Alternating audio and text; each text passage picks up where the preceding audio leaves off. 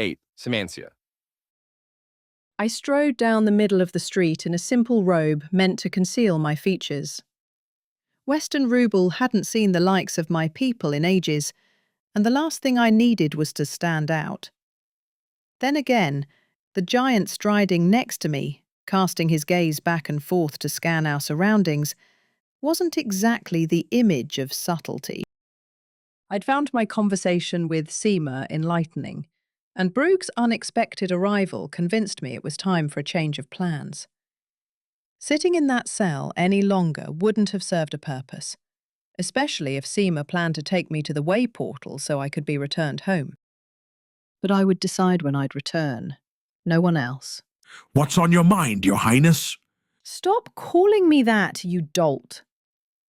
Do you want to announce our presence to everyone on the street? Then again, no one stood on the streets. Their barrenness left me with a discomfort from the moment we'd escaped through a grate into an alley 15 minutes earlier. Apologies, Semantia.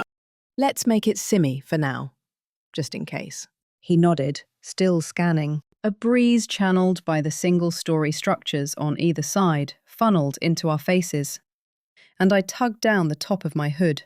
The star on high only occasionally peeked through the grey clouds, reminding me of a time so long ago when I'd visited the capital, long before it was a city. It had rained almost constantly. Fleeting wonderment as to how they'd built a society, or why they'd want to in such a gloomy place, dominated my thoughts for half a minute before I returned to the matter at hand. My time in the cell had proved a measure in futility. The plan hadn't come to fruition in the least. Not only hadn't I gained an audience with the king, but Seema had seen to it I garnered no intel, to boot. The same guard, a very handsome one with a diagonal scar from temple to chin to divide his features, brought my meals every day, never spoke a word, and returned only long enough to collect my empty tray. I'd messaged Giles in clan chat and learned the siege at Trowsby lay dormant, with little activity on either side, as designed. But news about the Chenois' disappearance was troubling. It wasn't that he wasn't answering, but that chats couldn't be opened. Something dark and foul was afoot, and I— Where to, Simmy? Brug's voice resembled a bear's grumbling. It was almost alluring. There was a time I might have taken him to my chambers. I'm famished. I want to get out of the city, but the loss of my guard weighs on me, and I refuse to leave without something useful. Words too distant to be discerned with clarity echoed off the low structures to reach us in the middle of the street. Brug stepped in front of me, then began to pull his massive sword from his magic bag.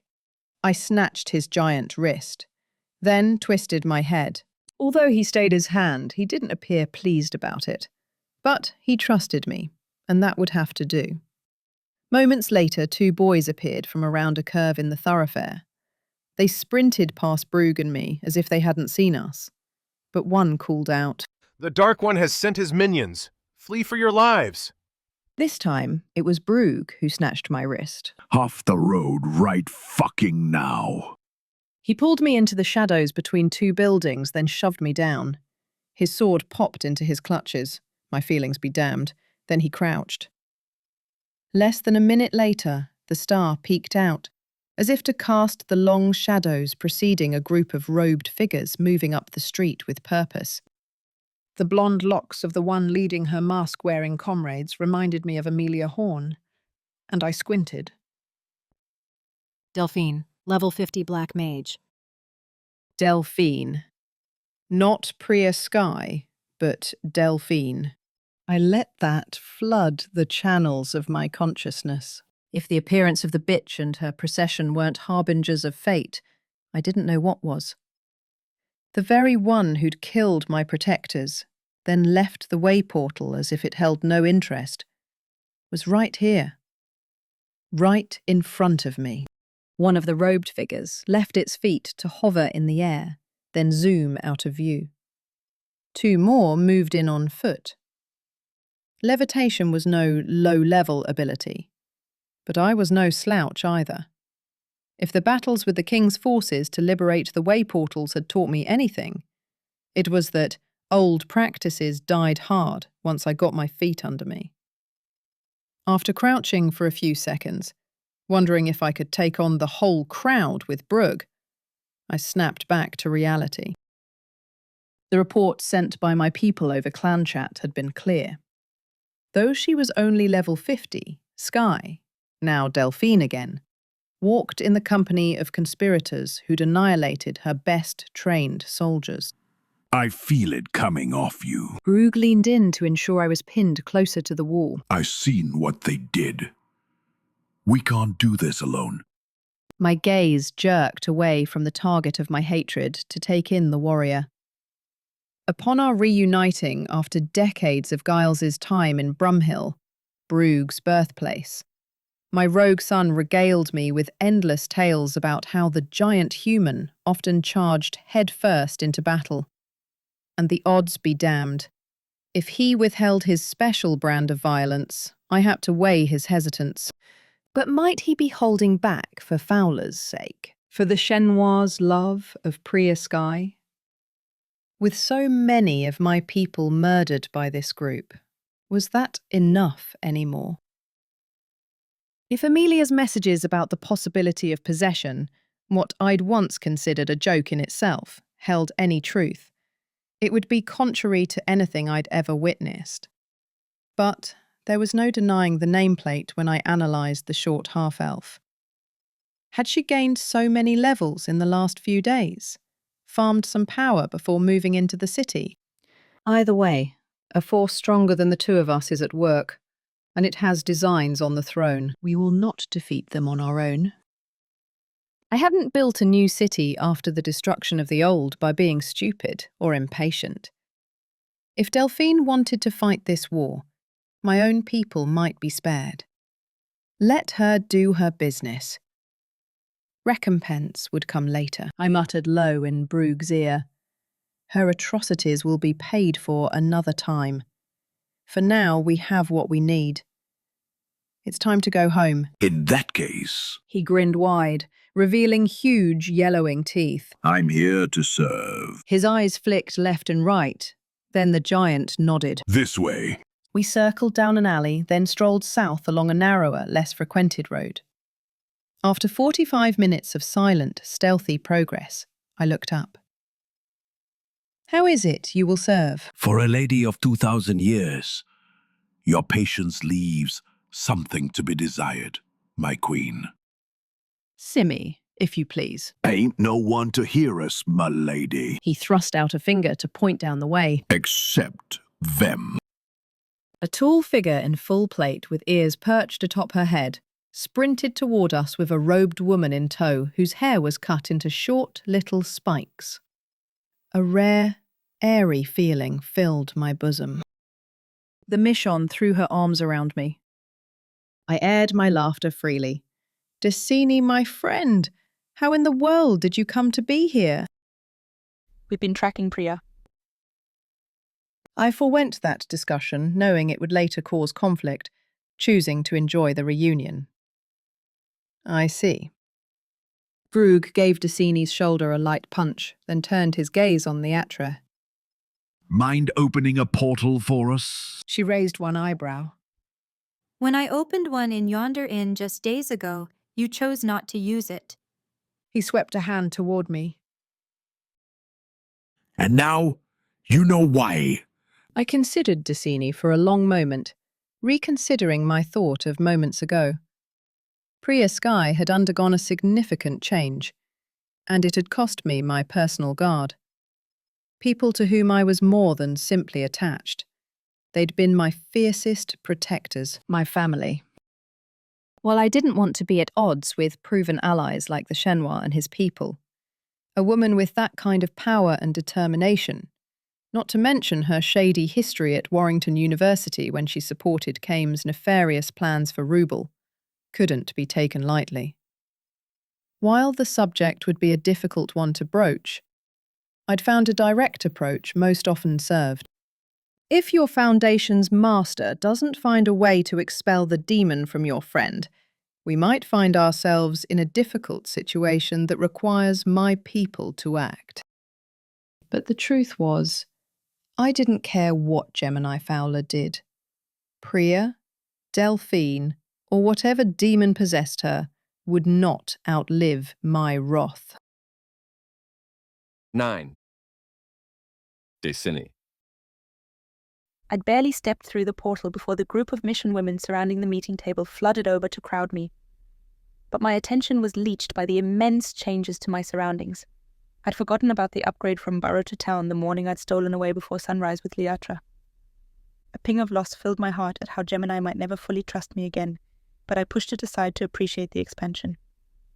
The flattening of stone walls into reflective marble, little specks of silvery light casting rays from their translucent surfaces. The stable, steady floor underfoot with not a loose pebble to see. Liatra slipped away, headed down the tunnel leading to the plateau outside with her minion's wings fluttering over one shoulder. Long had Shireen lingered in the realm of spirits, and she was probably happy to be free. Although Brock followed the healer, the queen stepped forward and every Mishon, save for me, dropped to one knee to mutter their respects.